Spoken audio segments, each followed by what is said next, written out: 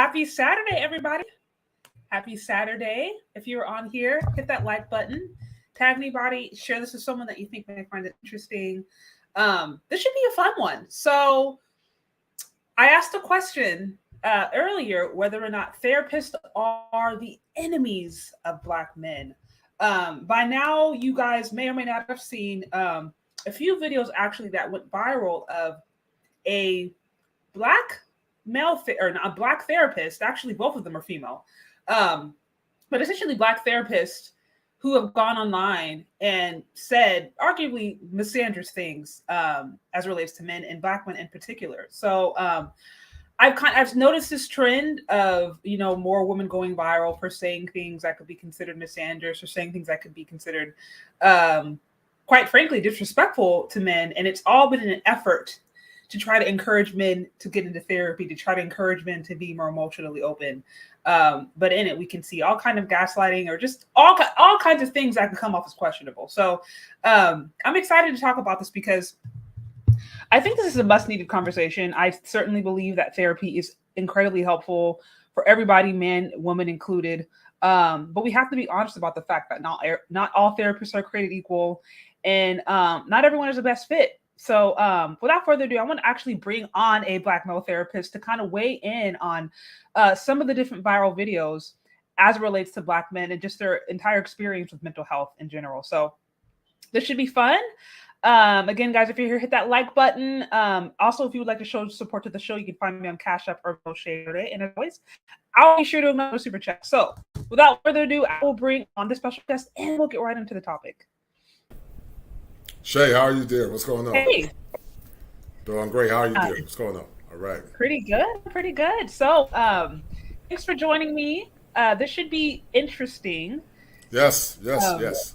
So, I mentioned before, over the last maybe month or two, there's been at least two separate times where I've seen two different Black female therapists who have gone viral.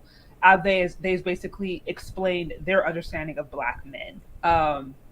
From my vantage point, if I'm being honest, I've sensed a bit of misandry in both of them, but nevertheless, they went viral. And these are well-educated African-American women who have a practice that is, right, specifically for mental health. So without me putting my 2 cents on it, I thought it would be better to actually weigh in with somebody who this is their profession and get their perspective on just this whole industry in general and how Black men can navigate, and quite frankly, maybe some of the challenges that they may encounter and how to navigate them. So I'm going to bring up the video that went viral a couple of days ago. There's about 3 I want to go through because she went viral for saying something and then she got some pushback and then she said an apology.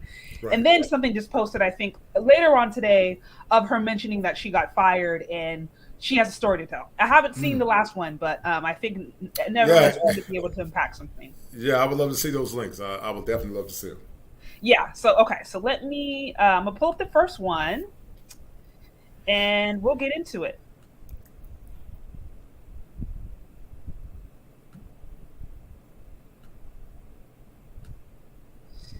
Okay.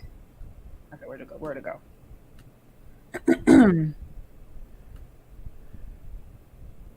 Oops. Sorry, there's like 3 different videos, so I'm trying to find the right one. Okay. Okay, so this is the one I roll a few days back where she's basically just calling herself, trying to basically, I think, encourage or get Black men to weigh in. And she's explaining why she believes Black men just need to man up and get therapy. So I'm going to play it, and then we can maybe unpack it for a little bit. Okay, cool. Say you need to expand your emotional vocabulary. It's so your life can be easier. Don't you want to be able to communicate with your bitch? I think yes, right? Long gone are the days where you can just shut down. Bitches is not tolerating that. Like, it used to be where men provided financially or with schmeat, and bitches can make their own self come and we can pay for our own shit. So I'm gonna need y'all to catch up on the emotional part. If a bitch is telling you, I need you to communicate more, open your fucking mouth. But you know what I realized? And let me back up. A common conception about me as a clinician is that 90% of my clientele have been men. Black men specifically. And what we specifically work on is expanding their emotional vocabulary, because a lot of y'all motherfuckers don't even have the words to express how you're feeling. So when you expand your vocabulary and knowledge of what you are experiencing, because y'all are human beings who experience feelings and emotions and don't have to choke that shit down no more. Y'all ain't had to choke that shit down since 2016. Anyway, if y'all are not in therapy, expanding your emotional vocabulary, your life just off top is going to be more difficult. It's an echo from When you expand your emotional vocabulary, you expand your awareness of yourself. Okay, I'm sorry. What'd you say? Yeah, it was a lot of echo. I don't know where it was coming from. Oh, really? Oh, you know what? Okay, let me do this. This is always okay. Let me do this. 1 second. I'm gonna play this again and let me know if you. Yeah. Play about midway. I basically heard the gist of what she's saying, but let's play it midway, shade, to get a greater grasp. Provided financially or with Schmeat, and bitches can make their own self come, and we can pay for our own shit. So I'm gonna need y'all to catch up on the emotional part. If a bitch is telling you, I need you to communicate more, open your fucking mouth. But you know what I realized? And let me back up. A common misconception about me as a clinician is that 90% of my clientele have been men. Black men specifically. And what we specifically work on is expanding their emotional vocabulary, because a lot of y'all motherfuckers don't even have the words to express how you're feeling. So when you expand your vocabulary and knowledge of what you are experiencing, because y'all are human beings who experience feelings and emotions and don't have to choke that shit down no more. Y'all ain't had to choke that shit down since 2016. Anyway, if y'all are not in therapy, expanding your emotional vocabulary, your life just off top is going to be more difficult. When you expand your emotional vocabulary, you expand your awareness of yourself.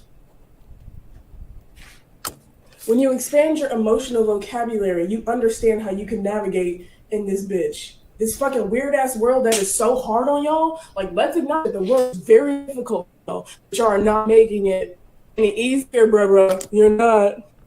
When bitches are telling y'all to go to therapy, it's not for us, it's for y'all sad motherfuckers. Go to therapy, talk about that shit that's on your chest. You don't have to choke that shit down no more. Y'all are doing a disservice to yourself. And so let me sum this shit up. Y'all told bitches to elevate our standards. And at the cost of us elevating y'all standards, y'all got axed because y'all didn't elevate either. Bitches are not tolerating emotional abuse, emotional neglect. Step it up. Go talk to somebody. Go expand your emotional vocabulary so your life can be better, bitch. All right. Go in peace. Oh my goodness. Say you need to expand your emotional vocabulary. It's so your. Okay, so you were able to hear it better that second time Yes, around, ma'am. right? Yes, ma'am. I did. I did. So there is a lot to unpack there. I don't even Right. know where you want to begin. I don't know if you just kind of want to weigh in on the whole thing or go back and kind of dissect certain pieces. But I mean, what are your initial thoughts after hearing her cry out to Black men? Well, to me as a therapist, we all should strive, Shay, to leave our own biases behind. And while it is important to open up with therapy, but there's a time variation or a time variant, but also there's a cultural connotation as well. What this woman did, she made a presupposition, even though she was talking specifically to Black men. Her lack of understanding that all Black men are not the same from different demographics in the United States. But also when we talk about the encompassing of Black men, we also can talk about men from the African diaspora. So she comes off as being not showing empathy. You know, as a therapist, we talk about the right to self-determination. And when men begin to open up, sometimes men can't open up because of trauma. Now, there's a concept, Shay, called transference in the clinical world. And, you know, sometimes the women that are exuding or asking those men to open up, those women could resemble their girlfriends or their mothers. And so a man cannot be readily always apt to open up as quick as a woman should expect, because what she's doing, she's making the therapeutic process about herself instead of making it about the client. There's a time variation that all therapists go through, Shay, called a therapeutic alliance. but also there's a presupposition called congruence in therapy. And so, you have to be congruent and you have to make sure it's a good fit. But she comes off as being very, in my opinion, lacking empathy. She comes, and maybe it was just a skit, but comes off very unprofessional. For to be a licensed professional, you are off with these diatribes, and what's happening there, Shay. So many men are saying that many professional women lack some of the what we call je ne sais quoi of professionalism. They say you really can't tell the difference between a professional woman and a 304.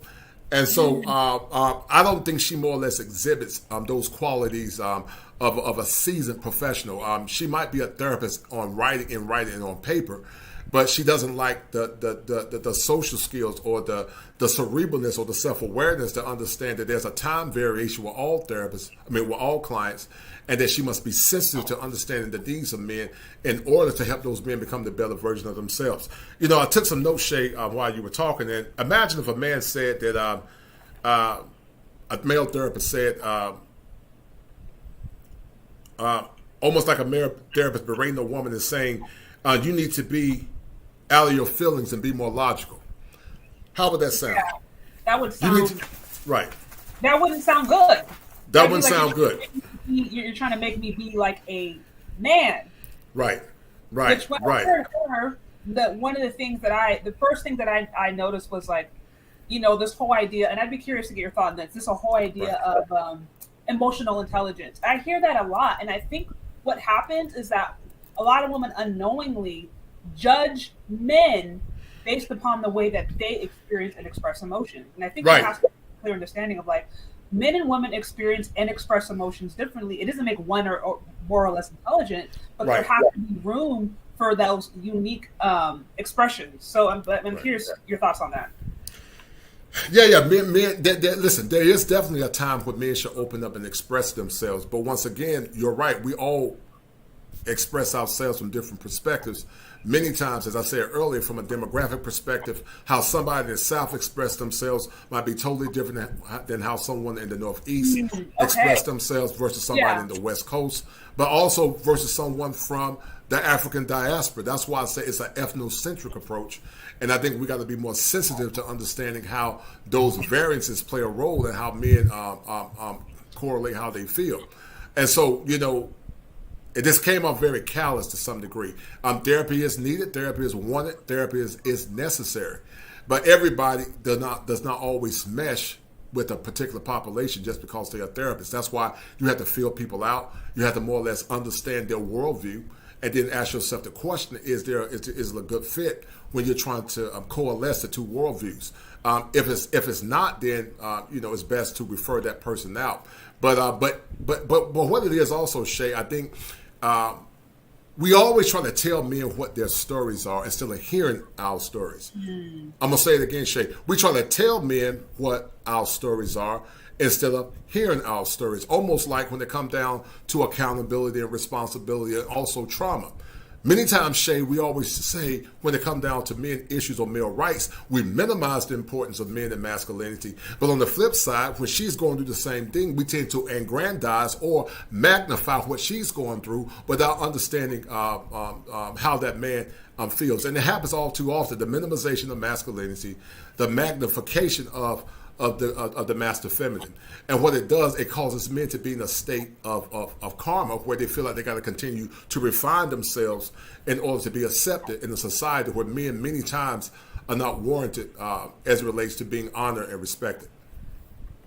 Very, very, very, very interesting. So then this goes back to because if men exist in a space, right, where they basically feel like they're in enemy territory, they feel like they can't be themselves without being judged or berated or shamed, then who wants to be emotionally open in that scenario? Who wants to share the deeper, sensitive parts of themselves? Like that would be opening yourself up for more harm. So, I wonder, because this is something that I've heard a lot, different complaints I've heard from women in general of just like, oh, I want a man who's emotionally available or I want a man who's emotionally intelligent. These things that are thrown around constantly. And correct me if I'm wrong, but you're basically saying that because in this cultural context, maleness or masculinity is not necessarily respected as something unique and different from femininity, but men are oftentimes perceived through the lens of femininity, that it creates a space for them to be a huge disconnect and quite frankly disrespect. Right. It's almost like it's in the clinical world, Shay, we call it contraindicated. It's almost like we try to shape men within the worldview of the grand feminine instead of letting the masculine be what it is. Men years ago, Shay, were very stoic. We were very stoic in our affect. Affect is what you see. The mood is what the client tell you what they're dealing with. But men were very stolen in their affect for a myriad of reasons, because as we were beginning to become burgeoning, as we begin to expand on the greater kaleidoscope called the United States, men didn't have time to be in their feelings. They had to fight through the power of adversity of Jim Crow racism. We had to fight through our issues. Now, there is a clear balance, and there are times you need to express yourself. I'm not against that. But men cannot always revel in their feelings, because the masculine is doing, the feminine is being. So if the man is constantly being, then how can he be doing? So men we don't have time to revel in emotions. I'm not saying a man cannot emit emotions. I'm not saying that men should not share or more or less share their emotional feelings. If you look at Christ as he was in the Garden of Gethsemane, Christ wept. He wept because the humanity of Christ didn't want to bear the cross. But when he understood that his purpose superseded his fickle feelings, he said, not my will, but thy will be done. And so that's what men are saying. When you have a purpose outside of your feelings, then you'll supersede those said feelings. It's nothing wrong with men having feelings. There's nothing wrong with that. But she can't dictate to a man how he needs to express himself, because when men start being in their feelings too much, then that same woman that said you need to be more expressive, she'll say you're crying too much. So the man can't win for losing. So men have to set the template and the bar for what they deem to be important as men, and just let the man be who he is. Because see, if a woman is truly feminine shape, eventually the man will open up to her, but it's on his own timing, not hers. Very, very interesting. So you were saying, going back to at the very least the history of what's happened in America, especially as it pertains to Black men. Right. Stoicism, to a certain extent, it was probably needed as a mechanism for survival, as you're navigating through the different hardships of again, Jim Crow, different discrimination, trying to figure out how to survive essentially. And those hardships, in order to be progressive, in order to be productive, in that you don't have time or quite frankly the luxury to kind of like sit in your feelings, because you're so busy trying to produce and make things happen and create a safe space for you and your family. And so that produced a generation of, as you put it, stoic men. So then would you say, because I hear this argument a lot of like nurture versus nature, where it's like, okay, are men tend to naturally be more stoic or more logical, or is it because there are the pressures of society that kind of force them to only operate within a certain context, and we need to create an environment where they're free to be more emotionally open? Or is it a mixture of both? I think it's a mixture. I think it's a mixture of both, Shay. I think men are. Give an example. You did an excellent expose about nature versus nurture. Nurture is actually the socialization. Nature is the intrinsicity of what a man is. We are intrinsically men. But that intrinsicity can be more or less, how can I say it, manipulated based on the constraints of society. But however, there's a such thing called biological determinism that plays a role in how people actually perform and actually see themselves. Temperament plays a role as well, in my opinion. It's almost like, Shay, you can take a lion and you put that lion in a cage, and you can control that lion for a period of time. But that lion, once he gets back in the wilderness, is still a lion. He's still a lion in his core. And the proper trigger will bring out the lion in that lion. So can we argue that sometimes men were too stoic of the past? Yes, they were too stoic, but many of those men were dealing with trauma. And so the way they dealt with their trauma was by being indifferent. They were just indifferent, maybe sometimes very apathetic as well. But there's a fine line between the two, because what we're seeing now, we're seeing men that are masculine at their core, but they're with what I call very violent women, to the point they can be masculine with men, but they're very feminine when it comes down to their woman, meaning they let their woman dictate to them how to be a man. They'll say, happy wife, happy life. I got to do what my wife say, goofy stuff like that. But when it comes down to other men, they'll jawjack another man. So it's definitely a fine line between the balance of both.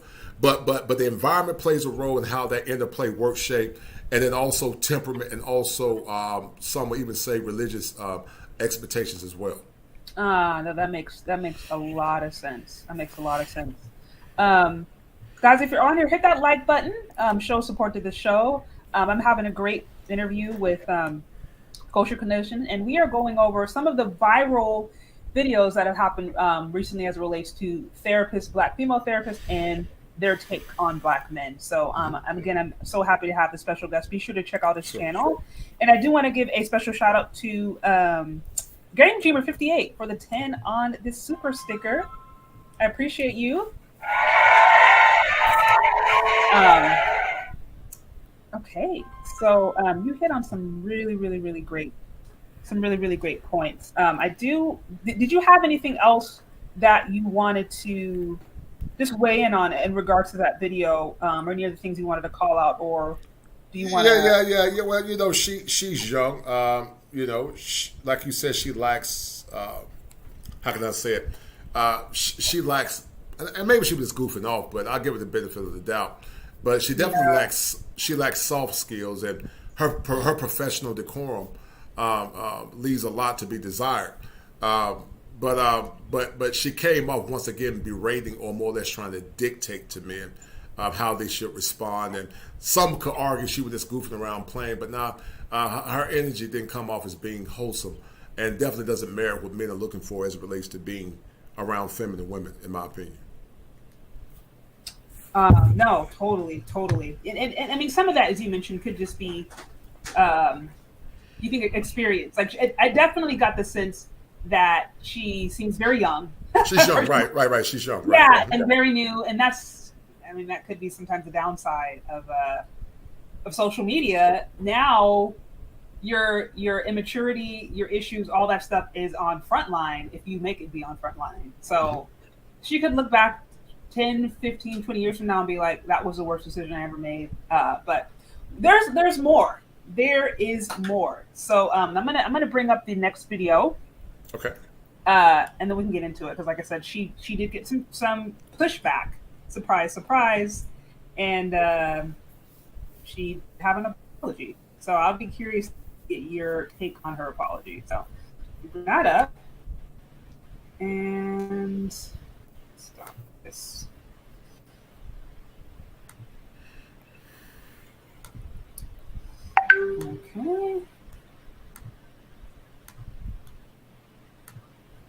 Okay. So she's on TikTok. I saw this on Dr. Tiazan's though, so I'm just going to play it from his just to make it easier. Okay. There we go. Okay. Let me know if you have any issues with the audio, but I'm gonna turn it off, and then you should be able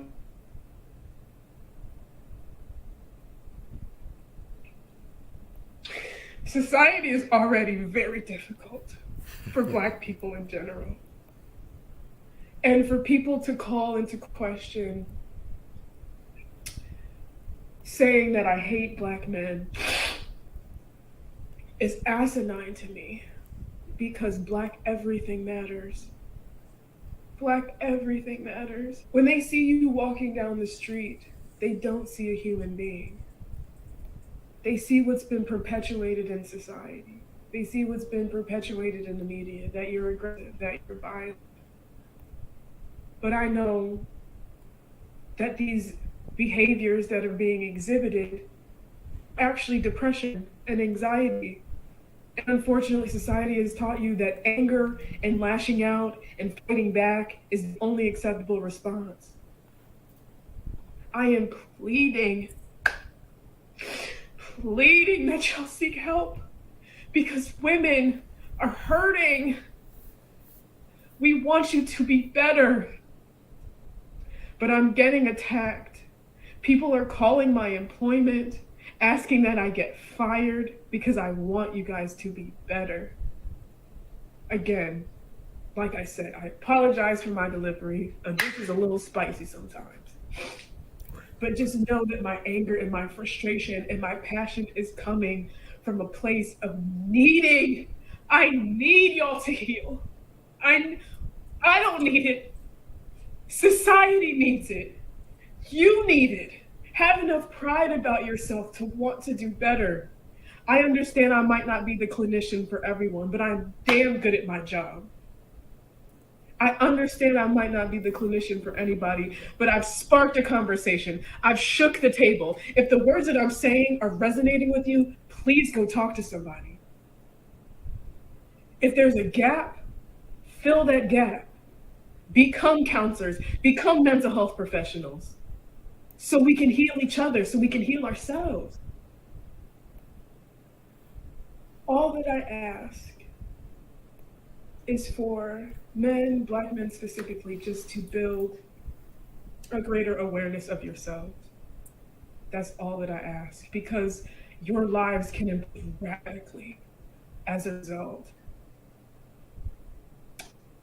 Full transparency, accountability moment. I was dusty bitch till I fucking went to therapy. I didn't realize that I was in an abusive situation. I didn't realize that I wasn't communicating effectively. I didn't realize all of these things about myself until I went and talked to someone. And I just pray and want that for you. I want you guys to feel seen. I want you guys to feel heard, because you deserve it. All of us deserve unconditional positive regard. And I may not have shown that in the video because it's the internet, but when it comes to session, I am open. I provide a therapeutic, non-judgmental space, because that's what the fuck we deserve. Because the society is not kind to us. It never has been. So we have to create that inner peace. And in order for you to do that, you have to be able to express things that you have been through. You have to expand your emotional vocabulary. You have to want it for you. You may not like what I say, and you may not even like me, and that's fine, because you don't know me on a personal level. I get that. But I just want you guys to know that I'm not going to stop talking about these issues. I'm not going to stop talking about healing. I'm not going to stop talking about the betterment of Black people, because it's me. I am a Black person who endures the struggles and the tribulations that Black people endure. I know what it feels like to be marginalized. I know what it feels like to be counted out. I know what that feels like. So I apologize if anybody felt that I was coming at them or felt shame and anger. Those aren't good emotions to feel, and I completely empathize with that. But my message is clear. Please go help yourself. And it would be nice for my personal life to be left out of it.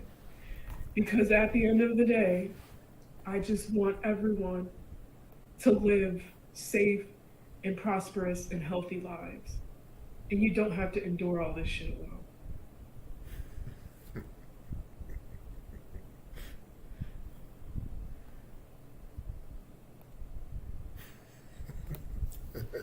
Okay. So, a lot to unpack there, but tell me just your initial thoughts after hearing her apology. Did that sound like an apology to you? Well, that's good. Well, listen, and I used to work in law enforcement one time, Shay, and we always posed the question, what was the intent? You can't determine criminality unless you know the intent. I don't know where their intentions are. I will say this. I think she's definitely rough around the edges. She's young.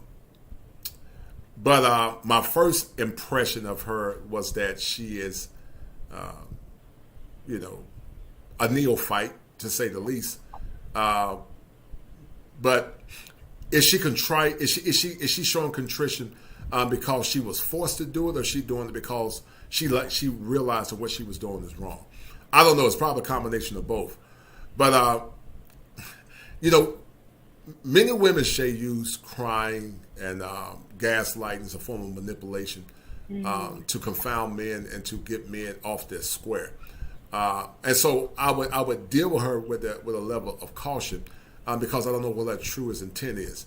Was she crying? Did it look like she was contrite? Perhaps. But once again, it's hard to make a true analysis of this woman because I don't know her intentions and I don't have enough context or pre-context to get a clear evaluation. But just on surface, she looks like perhaps maybe she was showing a level of contrition. But then again, it could be because she was forced to do it because of the backlash that she got. Because like you said something earlier about emotional IQ and soft skills. She didn't exhibit any of that. And the fact she said she was going through some issues herself, you would think that maybe she need to, make sure she unpack a lot of her issues before she verbally berate black men. Yeah, it's interesting. I mean, the therapist I've been seeing for a few months now, she's amazing. Mm-hmm. But she's been doing therapy, doing it for like 30 or 40 years. Right, so right. Uh-huh. Seasoned in her field, but she told me that early on, what's supposed to happen is you go through, your training, and then you yourself go into therapy and essentially walk yourself through the very program or through the processes that you would in theory take clients through. And she said for her that took her a good 6-7 years, to really, really unpack and start to address some of those deeper ills. And as her client, it's like, okay, I'm so grateful. Like I see how amazing she is, but I can imagine, being in that position when you're so green, and if you haven't dealt with your own trauma, or if you still have a faulty lens, for lack of a better term, how you can see everything through that faulty lens. Mm-hmm. So what stood out to me was the I'm sorry, but I'm not really sorry. Kind of like, I'm sorry, right. I made y'all offended because I know my approach can suck, but what I said still stands true. And, and that begs the question.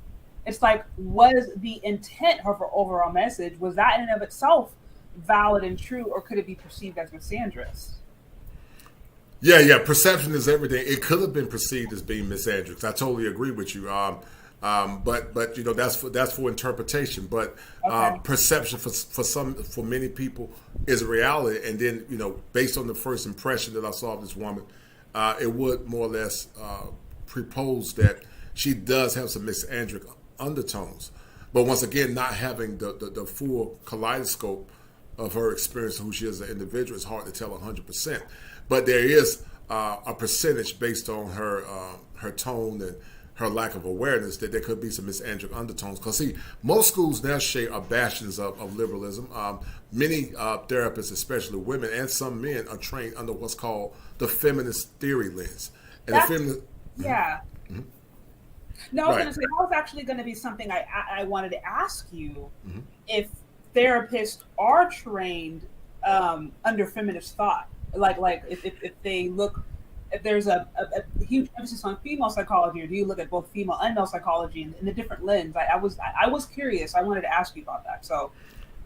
Yeah. So feminist theory lens mostly looks at human beings. They say they look at men and women under a lens of oppression, and how oppression has played a role in their greater experience as human beings.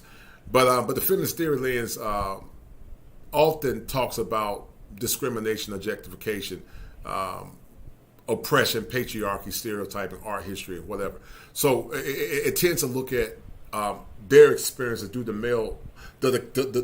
canopy of patriarchy. And see, here's a problem with that, Shay. I had a conversation with somebody today, and my argument is that America, when it relates to black men in power, was never a true patriarchy.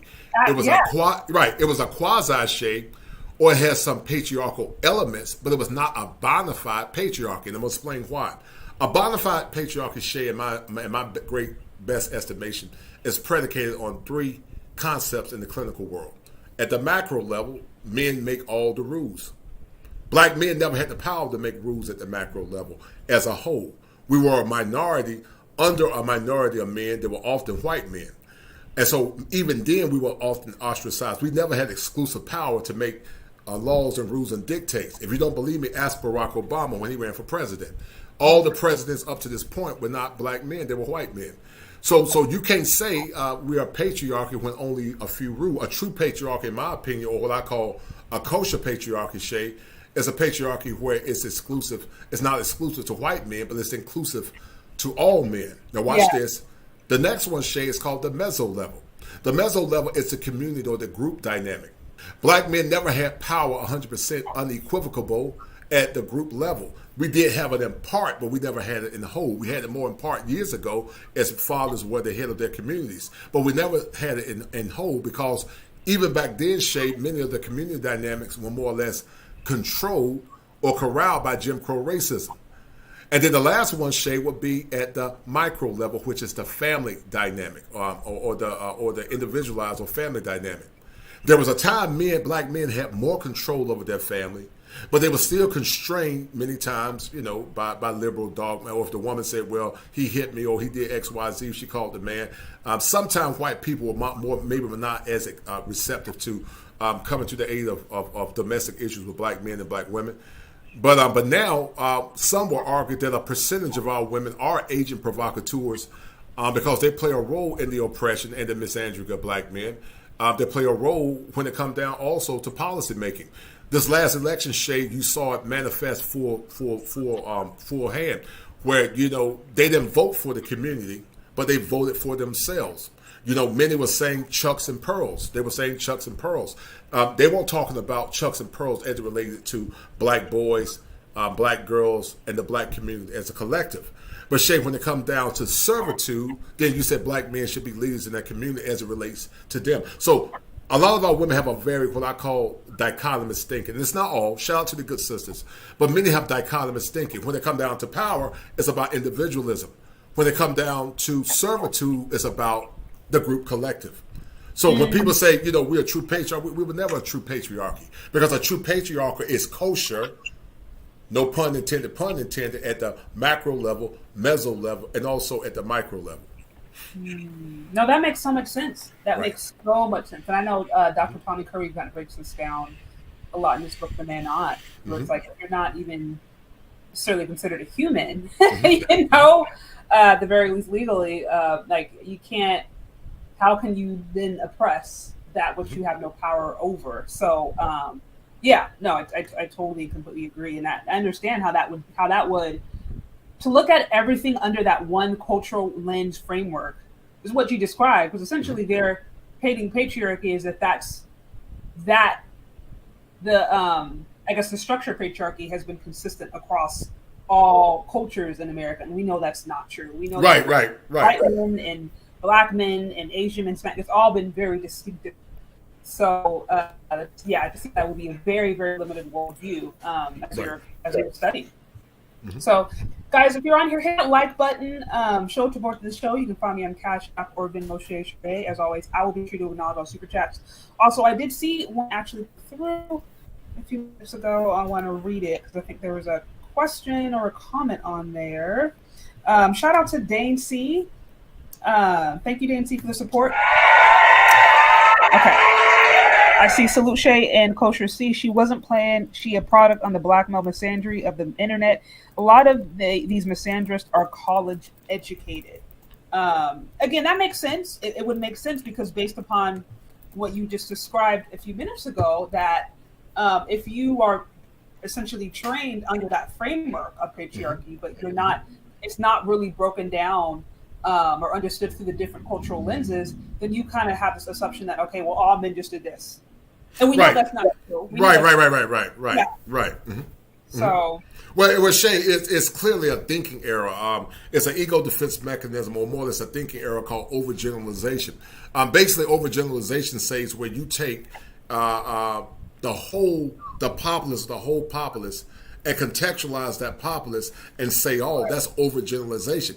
Generalization, Shay, would be on average. Basically, if it supersedes the median or the mean, then that's in general. That's why we would say in general. In general is normally over average or around the median, around 50%. If I say in general, black men love black women, that's about 50% or slightly over that. But if I say all black men love black women, then that's overgeneralization. And that's a thinking error. So what they tend to do, they tend to cast type or castigate all men under that, what I call spurious notion that black men are this or black men are that. But many times these black men are innocent bystanders that had nothing to do with it, because many people are lazy intellectuals. They don't think, how can I say critically, Shay? They think only based on their own anecdotal experience or their worldview, but they don't see the whole connotation outside of themselves. I try to train myself to see things outside of my anecdotal worldview and see the greater kaleidoscope for what it is. And if need, then I put myself in that, but I don't, make my own experience the law based on what people have dealt with. Absolutely. Makes so much sense. Hey, Chantel, good to see you. Shout out to Chantel. Shout out to her. Shout out to her. Also, shout out to you, Kosher Clinician, for the 10 for the 10 on super chat.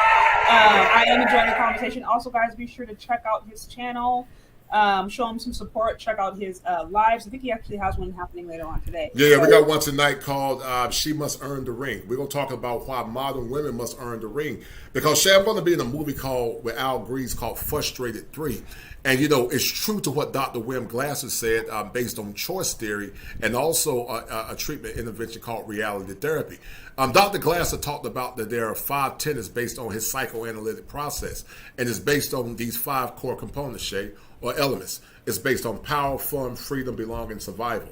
Black men now, Shay, are going through what I call a catharsis, where men are coming together to share their stories and their pain. And because many people are not listening to it, those needs are being satiated as men are getting passports. They're beginning to travel abroad, and they're beginning to get their needs met with women that are soft, feminine, and also cooperative, and women that understand that the feminine actually is very powerful to helping men become the better versions of themselves. Women years ago knew that, but sadly, a lot of our current Western women, white and black, have been more or less deceived by caustic feminist policies, lack of self-awareness, and the presupposition that all black men or all white men are the boogeyman. And so because of that, men are saying, what the hell with it, we're going to do what's best for us. They said chucks and pearls, we're saying passports and pearls. Meaning we're going to use our passports to get feminine women, and we're going to give them the pearls because they deem themselves to be worthy of that said pearl. So the show tonight is going to be called Why She Must Earn the Ring. Because, getting married in modern times is not always advantageous for a man. Yeah, no, it's rough out here. I mean, I had the interview with a panel of SOS Beamers last night, and I learned quite a bit. So, that's why I think it's so important as much as possible to try to not limit yourself to your own anecdotal experience and hear where other people are coming from, because it can be very easy to just pass judgment. And to be quite frank, I see this a lot on YouTube, where it's like, things always being sometimes so black or white, like it has to be all this or it has to be all that, and a lot of times there's not room for nuance. And it's like, actually most people exist in nuance. Most people live in the gray, Right. So it's like you have to be open-minded and willing to, at the very least, understand where another person is coming from. You can disagree, right? Finding out the facts, but at least go through the process of trying to hear them or at the very least understanding that, like, hey, they're humans too. They have their own experience too. They have their own vantage point too, and they're worthy of being heard, if nothing else. So, yeah, good stuff. So, I mean, I know that was a rather long. I'm gonna say a rather long apology, but there's a lot to unpack. But going back to her apology to black men, I mean, were there any other things that you wanted to address, other things that you noticed, or other things that you think are worth calling out? You're asking me the question? Yeah, about going back to like the apology that she had. I know there's anything else that you wanted to highlight, because there's one more video that I wanted to show. But I think I saw somebody in the chat saying it makes sense now that she has rainbow on her page, and so here's the Right. Here's a great conniption, Shay. There's a such thing called a conscious and an unconscious pathology. We are all a victim, Shay, of unconscious pathologies. We don't know about it. As a therapist, we look at things through something called the Johari window. The Johari window, Shay, talks about the public self, the private self, the known self, and also the unknown self. Yeah. Many times in the clinical world, we call it shallow work. The shallow work more or less correlates to the dark parts of our consciousness that we're not aware of. And so sometimes that's the known self, the private self and the unknown self, or the unknown self, because people, they're not aware of those dark spots that are holding them renderless. And so that's why we got to have these conversations, because many times women like her are actually ruminating from unconscious pathologies.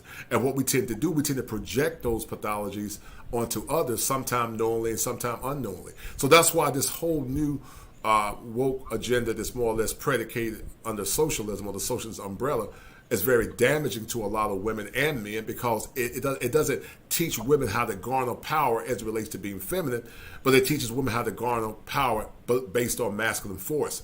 And see, when you have a masculine force coming together, then the masculine forces coming together becomes polar opposites of one another. The feminist, a woman is feminine is very powerful for a man. And once women understand that, we call it the amalgamation of femininity with the masculine, it becomes very powerful and very intoxicating. But sadly, many don't get it, Shay. Many won't get it. And I think a lot of it, Shay, is spiritual, and we'll talk about that at some point.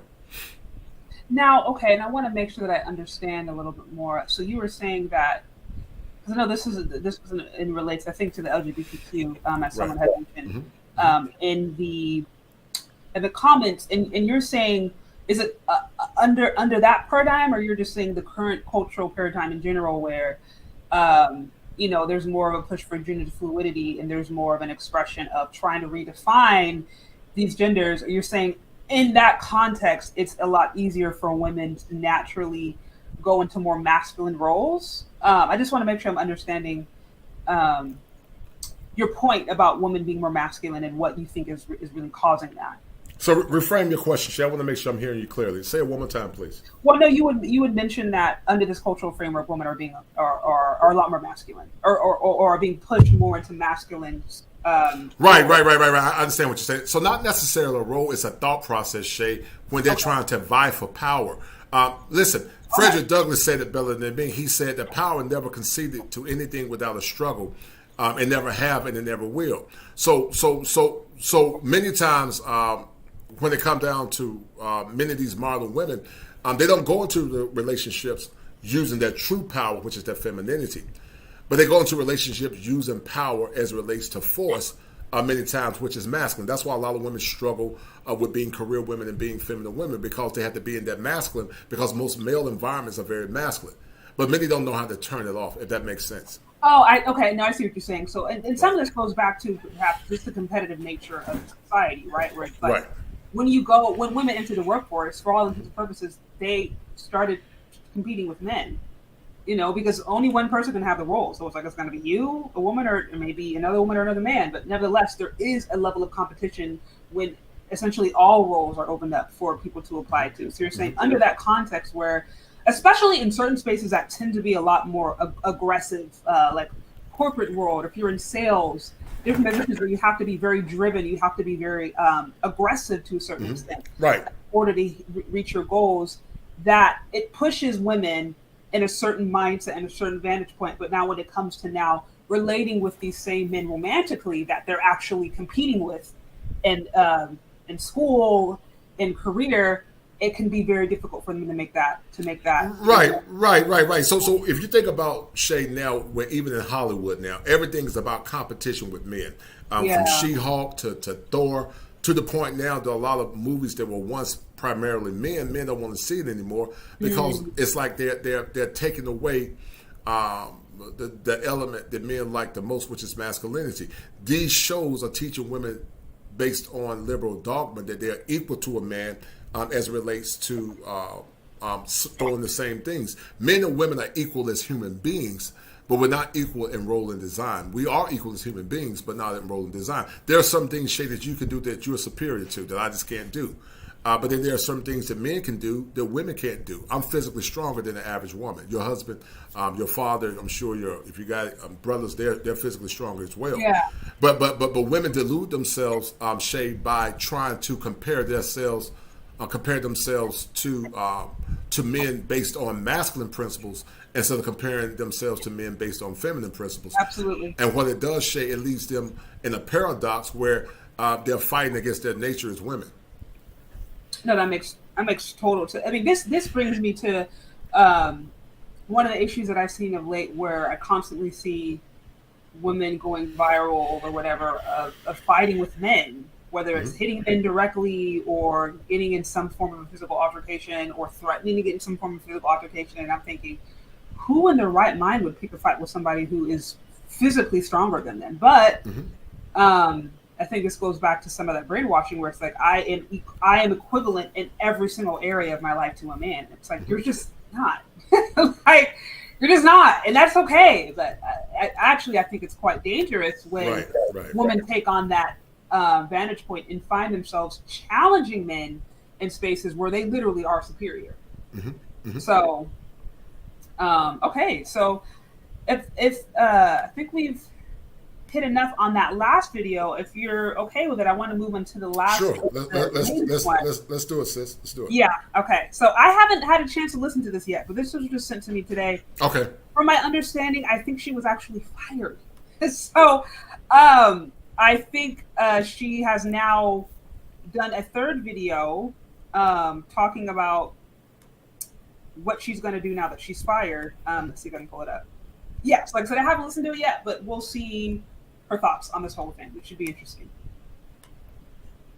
Okay, so let me pull this up.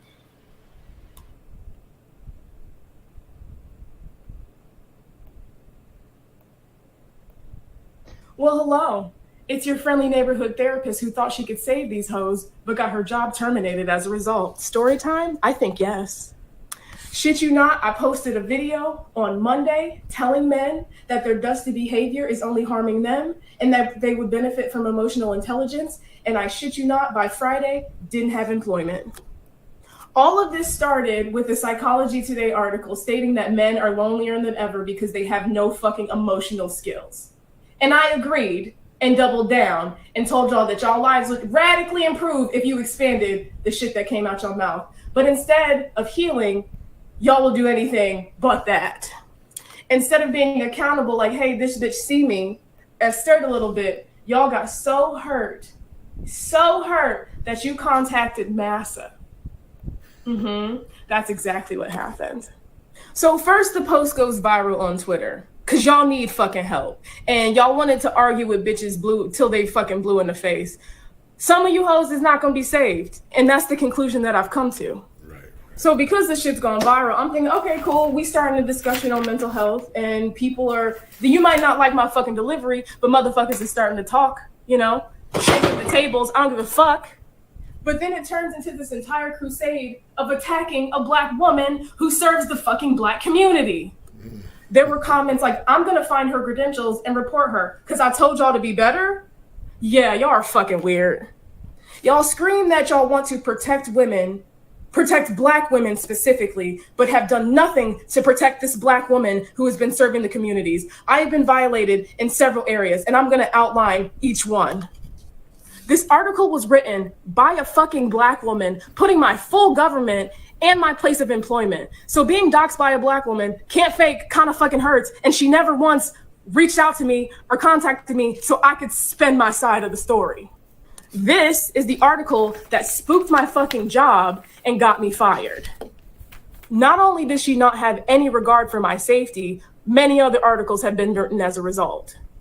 Here are a few of them, just to name a few. Black Twitter has words for therapists scolding men to go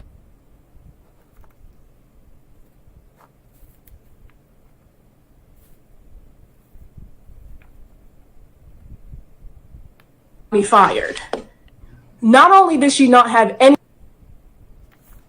regard for my safety, many other articles have been written as a result. Here are a few of them, just to name a few. Black Twitter has words for therapists scolding men to go to fucking therapy. Y'all attacked me and got mad at me because I wanted better for y'all. That's the most crab in the barrel bucket type bullshit I've ever heard in my fucking life. A plethora of black men decided to take it upon themselves to call my employment to get me fired. You succeeded, but you succeeded in not the way that you think.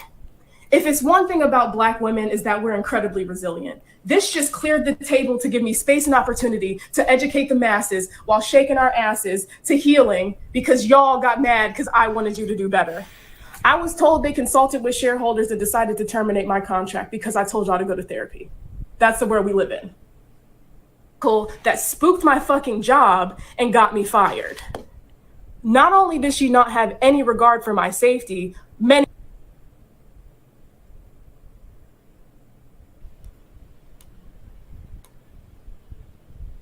Okay.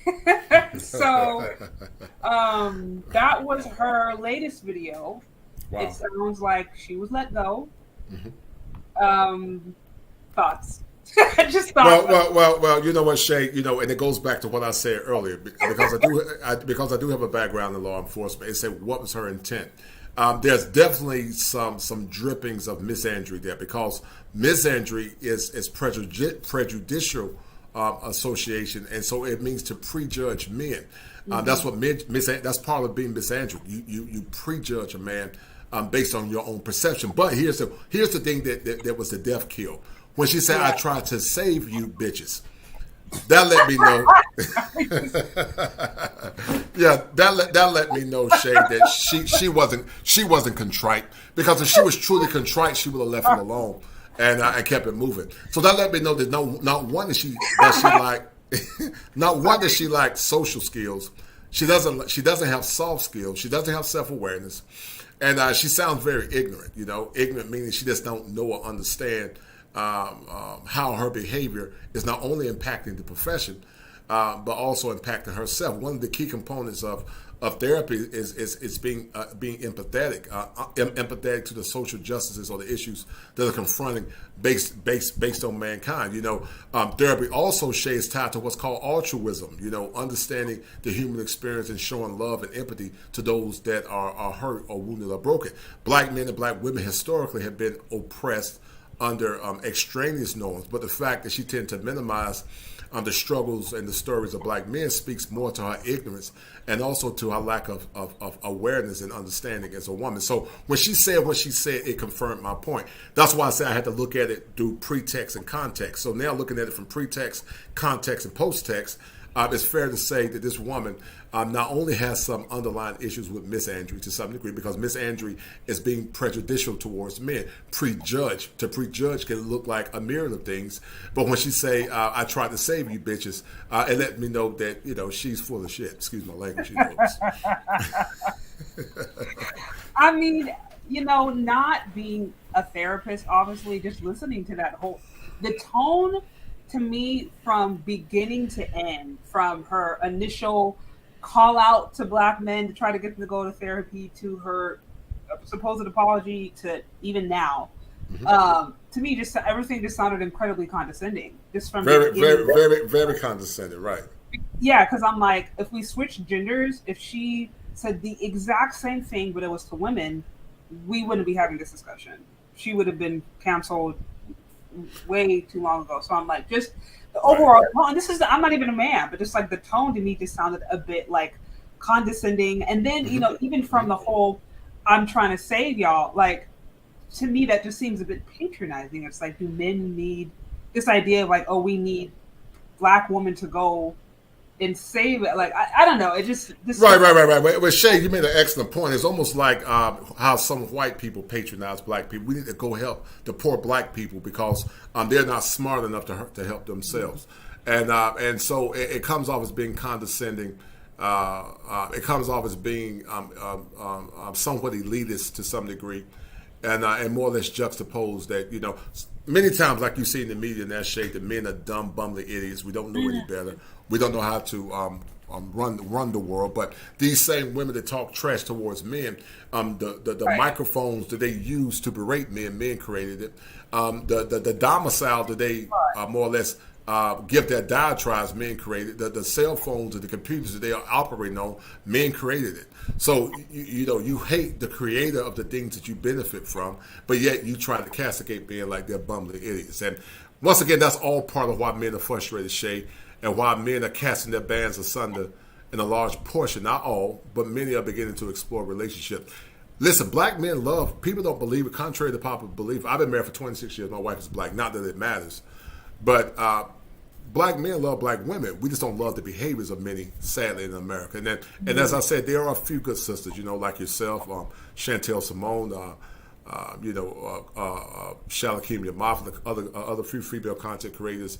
But they're just tired of the behaviors, and they want better. They want to be around women that are kinder, softer, and feminine. Women that understand their needs and willing to pour into them. Because if she pours into him as it relates to being feminine, he'll pour back into her as it relates to being a provider. And that's why we call it a symbiotic relationship. In a symbiosis, both benefit. He sheds his light onto her. She reflects who he is as a man, like the sun and the moon. The sun reflects onto the moon. The moon, shines onto the moon and gives light and life. And then the moon reflects back onto the sun. And so, but sadly, some don't get it, man. Women have more power than they realize, but sadly, they don't exercise it because they have been taught to be saboteurs of their own ignorance. And it's really costing a lot of good women that are looking for good men. But sadly, many are checking out, Shay. Yeah, honestly, if I could only imagine, like, as a man, if your experience growing throughout this world, looking for a woman, looking for a wife, or whatever, if it is encountering someone who kind of carries that kind of energy, like, I'm more emotionally intelligent than you, you need to come up to my level, you need to come up to me. Like, if that's your experience, and it's like, of course, who would want to interact with that? You'd be crazy. You would be crazy and insane to purposefully connect yourself with a woman who has that mindset. That would be poison. So, this is why I am not mad in the least for men who feel like they need to leave the West to find women who have just a completely different worldview that matches their masculine needs. I can't be mad at that. Shout out to Dane C with the 2 on the super chat. Okay, I see she wants to be an influencer. She does not care. It definitely seems like she doesn't care at all. Shout out to Fawcett Media with the 5. It says, great show, Shay. Kosher, do her statements reflect poorly on the profession, and can she lose her license? That's a good question, Fawcett. I don't know if she's going to lose her license per se. She could get censored, or she might get suspended, maybe. And it does show bad on the profession because the profession is supposed to be about altruism and also understanding the human experience. But here's a caveat to that, Shay. Even though the code of ethics more or less posits understanding the whole human experience, to say the least, many times, many of those clinicians are also trained under that woke umbrella, that woke canopy. They tend not to be inclusive of all ideologies. Those ideologies shaded sometimes are very traditional, but they tend to be only inclusive of ideologies that are more or less tied to liberalism or liberal dogmas. So the way it's written, it looks like it's inclusive of all men, like the Constitution. It looks like it's inclusive of all men. But the actual living mandate, based on how they show themselves, it doesn't appear to be inclusive of all other forms of thought, unless those thoughts are liberal thoughts. So she could get censored, perhaps. I don't think she'll lose her license, but it is a bad look on the profession. She might get a few black female feminists who want to work with her. I can't imagine a ton of men will be lining up to be her client. That makes sense. Like, going back to what you had mentioned, earlier in the show, where it's like if a lot of therapists if they're trained under a liberal thought, and it's interesting because liberal, you would think, would speak to openness and a willingness to look at different vantage points, but liberal thought is quite closed, actually, when you consider that it only will look at certain vantage point while excluding others. So it's not surprising in the least. I see. I tried to save you itches. You need to add that to your show. Great show today, Shay. Shout out to you, Glacier 61. Again, guys, if you hit that like button, show support to the show. You can find me on Cash App or Venmo today. Also, I'll be sure to acknowledge all super chats, and please be sure to check out the channel of our special guest, the Kosher Clinician. It's been very good conversation having him weigh in on some of these viral clips from therapists to other therapists. So guys, definitely be sure to check out his channel. He also does have a show happening later on today at 8 o'clock. What time zone is it again? Yeah, so this is Eastern Standard Time, EST. Mm-hmm. Okay, yeah. So be sure to check him out and show some support. So, after having gone over all of that, and like I said, this particular scenario is just one of a few. There was one that I think went viral maybe 2-3 months ago of another therapist who basically was just like, I have a hard time sympathizing, or I have a hard time looking at black men through the lenses of empathy. This is a black woman, and she actually went on yeah, and had an interview. I listened to the whole thing. Mm-hmm. So this is not. It's probably fair. It's probably fair to say that these women, although they're just particular examples, they are, to me, probably represent a stream of thought within, the profession of mental health. So, what does this mean for black men who are interested in working on their mental health or improving it, or maybe even gaining better skills as how to navigate with different people and their family, with themselves? They desire that, but they feel like all the resources available to them would hurt them even more. I mean, what is the answer for black men when it comes to that? Excellent question, Shay. That's an excellent question. And, one of the things, we talked about why male empowerment is so important for the mental wellness of a man. Many times, Shay, many therapists come in with their own biases, sometimes their own traumas, and they project those biases and traumas to men. Now, watch this. Therapists in theory have the proper tools to treat all people. I'm going to say it again. In theory, they have the tools to treat all people. But however, there's a gender dynamic, and there also is an ethnocentric dynamic. Okay. Many times, the gender dynamic, because they don't understand the thought process of men, even though they mean well, they don't often understand men and understand men's struggles. Many men, Shay, when they go to therapy, feel like they're already under attack before they get in. That's why many men don't go to therapy, because they feel like they're going to take the woman's side, especially in family therapy or couples therapy. Yeah. So a lot of times men say, I'm not going, because many times it's hard to find a logical or a woman that can take away her own biases and work with men based on the equity of the theoretical model and also the application of the intervention. And so a lot of times guys say they don't see the benefit because they're always bad, Okay. And so sadly also, Shay, just because I'm a black therapist doesn't mean that I can always 100% equate with all black people, because like Tavis Smiley said, that my skin folk are not my kinfolk. Before we came to Africa, we looked like Africans, but we were not one in consciousness. And so just because you are black, it doesn't mean that we think alike with ideologies. But for the most part, I think men tend to resonate with me as a licensed professional because my background is very eclectic, which basically means I have a background in law enforcement. I went to school, I got my first degree in law enforcement. Went to school to be a cop, but I did do mental health social work. I was a mental health corrections officer. Mm-hmm. I got my second degree in generalist social work, then went back and got my license in special ed. So I got a background in criminology, education, and then I got my master's from UNC. So okay. I've done it all. I have a very broad background. One of the reasons when I got into grad school, they were so impressed because my background is very broad. But like I said, for the theoretical concept, most therapists can work with all, but many times many therapists can't relate to the struggles of black men, and many times our women, when they come down to coming into therapy, sometimes they have their own biases towards men because they're ruminate through a concept called transference. Transference means when the client identifies with that therapist based on some trauma or pain that they went through. And therapists have to be careful too, Shay, because it's a concept called counter-transference, where the therapist, if he's not careful, that woman that he's talking to could remind him of his mother or his girlfriend or his wife. Mm-hmm. And it can be good or bad. That's why a lot of men don't see the benefits to going to therapy many times, because they feel like the therapists don't hear them, they judge them and blame them, to say the least. No, that makes total sense. Who wants to sign up to go to a place where you're told that you're the problem all the time?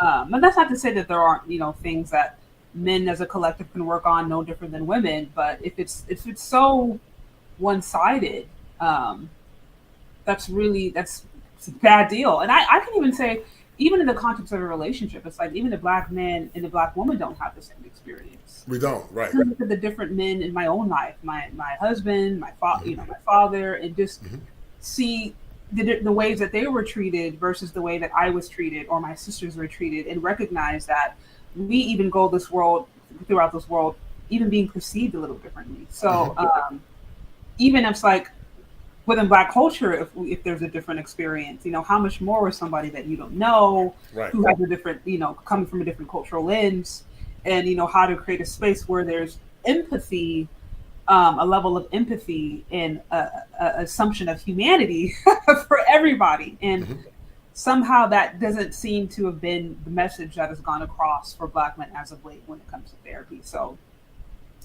very, very good points. Shout out to Mr. Bobby Wright with the 5. I see Black men check out an app called Black Man Safe Haven.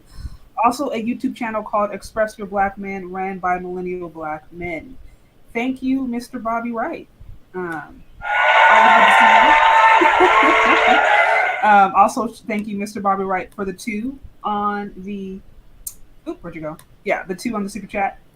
Looks like passport. Get your passport. So I do want to be mindful of time. This has been a really, really great discussion. Sure. Another show coming up soon. But are there any, other thoughts or recommendations or things that you would like to leave with the audience? Obviously, you yourself are a therapist, and I assume you have a lot of male and Black male clients. So anything you'd like to share with people who are listening? Yeah. Well, listen, one of the reasons why I do my channel, The Kosher Clinician, is because me being the therapist, I took my pain and I used a healthy ego defense mechanism, Shay, called sublimation. Sublimation means to take something bad and turn it into something good. And what I want to convey to the men that are listening is that you don't have to let your prior experiences with life or relationships be the talking point for your future. You have the power to be the best version of yourself, but you can't be the best version of yourself until you modify those negative thoughts and those negative traumas that you've been through as a man. And so my channel, once again, takes clinical concepts tied into the human art or the experience. It takes clinical concepts and more or less coalesce it with human art and also trending topics to give a greater example of the struggles that men go through. Similar to what Christ did. Christ spoke in parables to convey the richness of heaven. So I try to use my channel to use clinical concepts to give human beings a better understanding of how that plays a role in the sociological formation of human beings. So so like I said, the show has been excellent. I really appreciate you having me coming on, Shay. I definitely want to bring you on my show at some point with Avery Woodley and maybe Chantel. We do a power forum, talking about relationships and the struggles of men and women, and what appears to be a faltering Black community.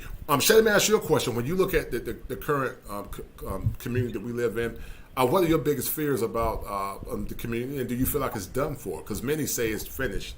What do you say, Shay? Oh man, that's a very good question. I feel like that's a whole nother show. That's a whole nother show, right? The community by at large, actually this goes back to a post that I shared earlier today about Black culture. Like, if Black culture, the Black community was thriving and healthy and well, I don't think there would be such a big movement or a vocal movement of men essentially leaving the community to find viable wives. And this really goes back to, what is culture? What is a community? Because you can't have a community really without a culture. That both are coincided. Right. And when you think about that, community culture, it includes, marriage. It includes, gender norm, includes having understanding of your history, of customs, of, engineering, of thought, philosophy, all of those different things that really make up a culture. And I've had the opportunity to interact with a lot of different cultures, people of different ethnic backgrounds, and I'll look sometimes at the way the Chinese community will interact with one another, or even the Mormon community. I had a lot of Mormon friends who would, before they went to school, they'd go to Mormon school for an hour or so. Right. Same with the Indian community. So it's like all these communities who live in America, not to say they don't have their own challenges of discrimination, but they live in America, yet they still have an ability to maintain very strong cultural norms and are intermarrying, or even if they are marrying out, they're still able to hold on to who they are and have a level of self-love. I don't see that so much in the Black community. I feel like there is you have everything from, pain between men and women. You have a lot of self-hatred that I see.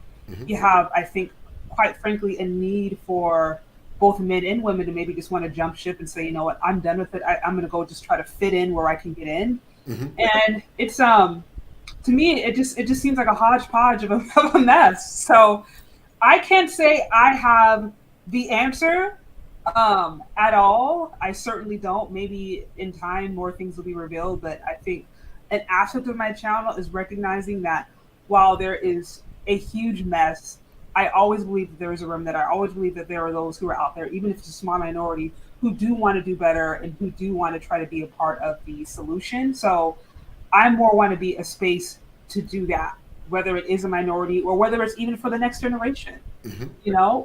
So that's the way that I look at it. But I do understand and recognize that the issues in the community are so complex, and quite frankly, this is why I think it's so important to let men be men and women to be women, because a lot of the building, I think a lot of the rebuilding would truly require strong male leadership. But men and masculine men have to be first valued and respected in order for that to take place. Oh yeah, I totally agree, and I want to applaud you for the yeoman's work that you're doing, Shay, as it relates to trying to get the conversation out. Many men are skeptical, Shay, about women coming into men's spaces because they don't know what their true intentions are. Many men are becoming frustrated, Shay, because they feel like some women are using these male spaces as a come up and a hustle. But I've studied you, and I believe that you're genuine. You're definitely genuine because you got a husband, I believe.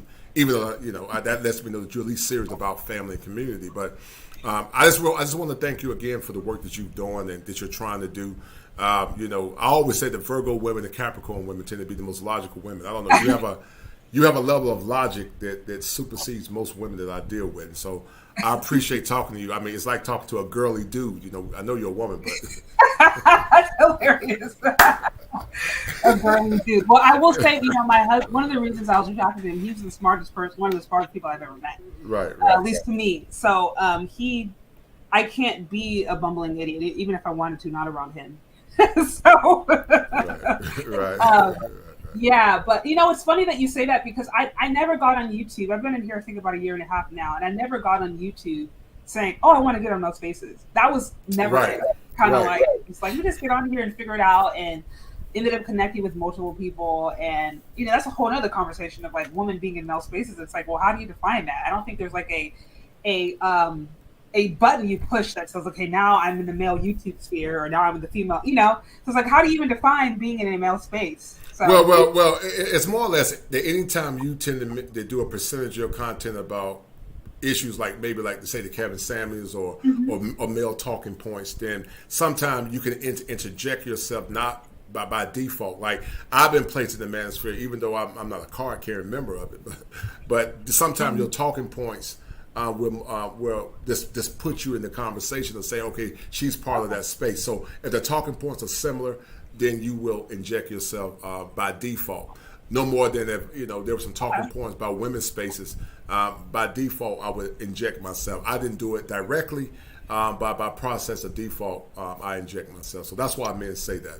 Oh, okay, that makes sense. And I think part of that to me is just the very fact that there's a lot of things that I hear men complaining about that I quite frankly agree with. Right. Say that everything women, like I said, I truly understand both sides. I do, but I think there's just been, quite frankly, such an imbalance. So, and there also has been a huge silencing of men, for my understanding, for a very long time. talking. So yes, ma'am. Yes, ma'am. Yeah. Let me ask you a question, Shay. You know, in the clinical world, we talk about something called antecedents, behavior, and consequences. Okay. And I think this conversation is definitely part of the antecedents, because the antecedents to male empowerment, Shay, is understanding men. Okay. When we don't understand men, Shay, those behaviors can be positive or negative. Yeah. When we don't understand men, Shay, and we don't try to understand men, then men will go into a silo. And I always say, Shay, that a hopeless man is a broken man, and a broken man is a dangerous man. The consequences, Shay, as it relates to the ABCs of behavior can be consequences of epic proportion, which basically means that men will check out, men will no longer talk, they will become indifferent, they will become apathetic, and instead of having agents of community protection, because women need men to protect them, then men just check out, and so this so-called community become a vanishing point. And so this conversation is very important because, you know, many times men don't get their needs met. Many times many therapists don't understand the intricacies and the dynamics associated with being a man in this world. And many times, Shay, heteronormative masculinity is under attack. You know, one of my one of my friends, Shay, said he said that let your nuts hang, to say the least. And men want to feel like they can let they want to feel like, Shay, they can let the nuts hang, man. You know, they're tired of, you know, their testicles being in their back. You know, they shrinking up because they can't be men. Men want to feel like they can be a man and not be censored. Because when men can't say what they want, one of two things happen. They either check out or they become very dangerous. I'm going to say it again. They check out or they become very dangerous. That's why we talk about the ABCs to behaviors. Antecedents, Shay, behaviors, good or bad, and then consequences that can be good or bad. And so we need to hear and let men have the opportunity to flourish in their masculinity instead of more or less chiding everything and anything associated with masculinity, Shay, is being toxic. Because men got to feel like they're men. Yeah. And what women don't understand, Shay, is this, and your husband can attest to it. When you are genuinely feminine, when you're genuinely kind, when you're genuinely soft, when you genuinely try to take care of yourself, when you genuinely speak life into your man, that man will give you the world, Shay. He'll cast it before your feet. He'll be playing that song by Jaheim, You Can Have Anything. You know, he'll be playing that song by Jaheim, you know, everything you want, anything you want. And he'll give it to you because you now reflecting his mission. That's why women don't understand what submission means, because they don't understand male psychology. They always go back to a deficit mindset when they tend to more or less assume that submission means something bad. But it's not bad. Submission actually is duality. Men submit, but we submit in different ways. The woman submits to the authority of the man. The man submits to honor her, love her, and protect her, and die for her. Submit just basically means, Shay, I agree, we agree. You take care of me, I take care of you. You take care of me, I take care of you. But when it comes down to submission as it relates to power, Shay, that's the age-old struggle. I know you're a woman of faith, and I heard you talking. You say a lot of good, powerful points about God and faith.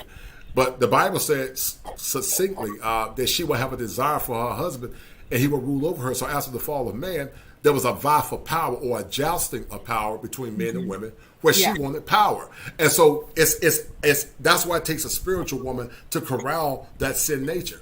But many don't want to corral it. They don't want to corral it, won't corral it. And that's why we have these problems. That's why I say a lot of these issues that we're dealing with, when we look at it for the four quadrants: bio, which is biology; psycho, which is the mind; social, which is the environment; and then it's the spiritual. And many times what's going on there, Shay, is a spiritual problem that many don't talk about or understand, because they have ears that they can't hear. They have eyes, but they can't see. No, absolutely. No, I think, I mean, I've talked about this before, where it's like, even when you think of 304s and women, 304s basically wanted to all of a sudden become housewives. And I'm like, unless there, from my vantage point, is a spiritual rejuvenation, like, and it's pure, like it's real, then it's like, there is this, that doesn't exist. At best, you are putting on a role for a certain amount of time, but eventually you're going to revert back to who you truly are. So that's why, no, I completely agree. A lot of the things, a lot of the issues, I think, especially as it relates to modern women, are just that, a spiritual deficit that I think needs to be addressed. So right. Yeah, more to come on that. For sure. So, well, this has been, like I said, this has been really awesome. You know, thank you again for coming on here. Would love to collaborate with you or some other content creators on your platform. No doubt. Guys, be sure to check out his channel. He does have a live happening in just a few hours at 8 o'clock Eastern Standard Time. Right. I think he mentioned, what is it? Well, she has to work for the ring, and I have it written down. Or something like that. So y'all check him out. Go ahead. No, I was just saying, y'all check him out. Show support to the show. Also, if you're interested in learning more about mental health, or you want to work with somebody who might be able to understand your vantage point from a black male point of view, from a straight heterosexual point of view, check them out. You might be able to find some solace and some good insight there. So right. Yeah. Well, anyway, sweetie, I appreciate it. Many blessings to you and your husband. I really appreciate you inviting me on. I have a lot of respect for you. I love your work. Thank you. You've been killing the game for a minute now, man. So I've been following you for a while. And I like your work, and I appreciate you giving me the opportunity to come up here and chop it up with you. And keep doing what you're doing. Keep being the analytical Virgo that you are. And I appreciate it, dear. Okay? All right. Well, thank you for joining. This is so much fun. All right. Thank you, dear. Have fun on your next show. All right. Thank you, sweet. I appreciate it. Be good. All right. Bye-bye. Take care. Mm-hmm. All right, guys. So that was fun. A lot of information, guys. If you joined here a little late, no worries. You can go back and catch the replay. I am going to be adding timestamps within the next few minutes, so stay tuned for that. And as always, be sure to check out his channel.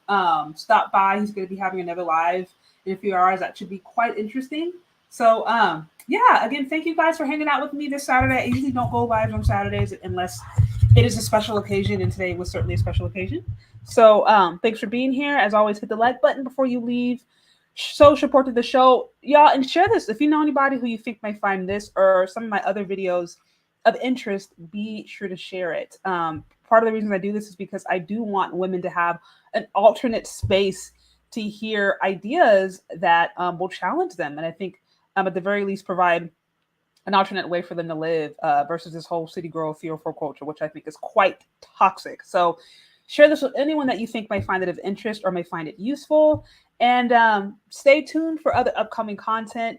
I have some other views planned next week, surprise, and some other videos that should be dropping. So also hit the notification button so you are notified each time a video goes live, each time I drop a video.